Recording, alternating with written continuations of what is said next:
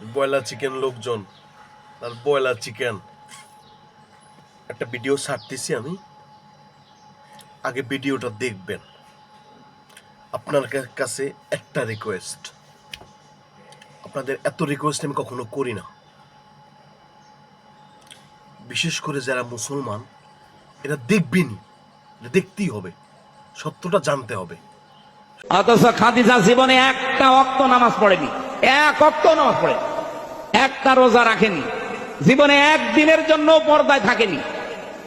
বলেন, তার পুরা জীবন আমি পড়ে দেখেছি, জীবনে কোনোদিন তিনি পর্দায় ছিলেন না।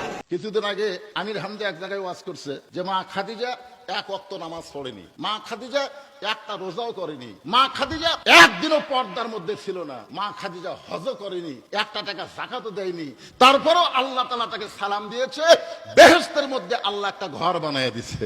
এইটা আমির হামজা বলার পরে ফেসবুকে সেই সমালোচনা, যারা জানে না তারা তো সমালোচনা করবেই। এখন কতগুলা ফেসবুক মুক্তি হচ্ছে, জোরে কোন কথা ঠিক কিনা? এখন এইটা দেখে কেড়ে খাদিজার সামনে এরকম বেয়াদবিমূলক উচ্চারণ করলো।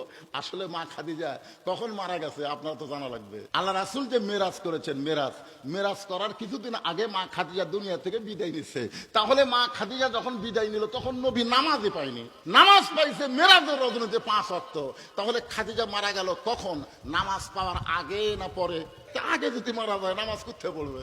হিজরির 2য় সালে আল্লাহ তাআলা রোজা দিয়েছে। নবী মক্কা থেকে মদিনায় হিজরত করার 2 বছর পরে আল্লাহ রোজা ফরজ করেছে। এখন আপনারা বলেন, খাদিজা যখন মারা গেল তার কত বছর পরে? 3 বছর আর 2 বছর, 5 বছর পরে আল্লাহ রোজা দিল। তাহলে খাদিজা রোজা কোথায় করবে? যাকাত আইছে একই, রোজার বছরই যাকাত, তাহলে খাদিজা যাকাত কোথায় দিবে?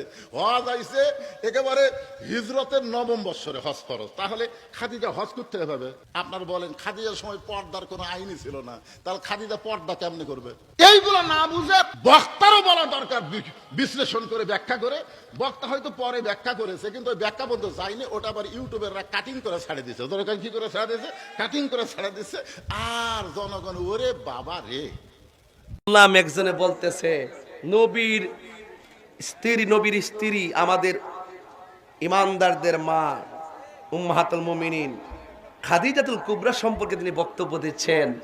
তিনি বলতেছেন খাদিজাতুল কুবরা রাদিয়াল্লাহু তাআলা আনহা জীবনে নামাজ পড়ে নাই, রোজা রাখে নাই, জীবনে নাকি পর্দা করে নাই। এটা কি কোনো ওয়াজ হইল? অথচ আমার আল্লাহ এই খাদিজাতুল কুবরা রাদিয়াল্লাহু তাআলা আনহাকে নিজে সালাম দিয়েছে। জোরে কোন সুবহানাল্লাহ। তিনি হলেন খাতুনে জান্নাত মা ফাতেমাতুজ জোহরা রাদিয়াল্লাহু তাআলা আনহার আম্মা জান। কথা বলেন ঠিক কিনা? আর সেই খাদিজাতুল কুবরা রাদিয়াল্লাহু তাআলা আনহা এদের ঘরানার প্রত্যেকটা আলেম ওই মা খাদিজার বিরুদ্ধে, আয়েশা সিদ্দিকের বিরুদ্ধে, পাকবান্নাদের বিরুদ্ধে, নবীর বিরুদ্ধে কথা বলতে পারলে মনে হয় বাঁচে। এছাড়া আর কোনো কাজ নাই। আপনারা বলুন, মা খাদিজাতুল কুবরা কি সারা জীবন বেপর্দায় চলছে? এই কথা যদি কোনো মৌলবী কয় আপনারা কি মানবেন? এই কথার জবাব যখন আমি দেই তখন একদল বলে আমি হিংসা করি। ভিডিওটা সবাই শুনছেন, আমির হামজা বলেছেন, আর এটার উদাহরণটা দেখাই দিচ্ছে, বুঝাই দিচ্ছে কে? এই হুজুরে। এখন আমাদের 360 আউলিয়ার দেশ বন্ডপীর চুংচাং পাং চুদলিং পং গ্রুপের সদস্য বন্ডপীর গিয়াসউদ্দিন তাহিরি আউয়ার পোলায়। আমি সবাই ভিডিওটা শেয়ার করবেন, আপনাদের কাছে রিকোয়েস্ট তো আগেই করেছি আমি। এই বোকাচ্চোদা বকচোদ আর পুটকিও মারে আউয়ার পোলায় আলে বলে চুদলিং পং গ্রুপের সদস্য, ওইলে চুদলিং পং এর সভাপতি। ও কিচ্ছু জানে, অশিক্ষিত মূর্খ।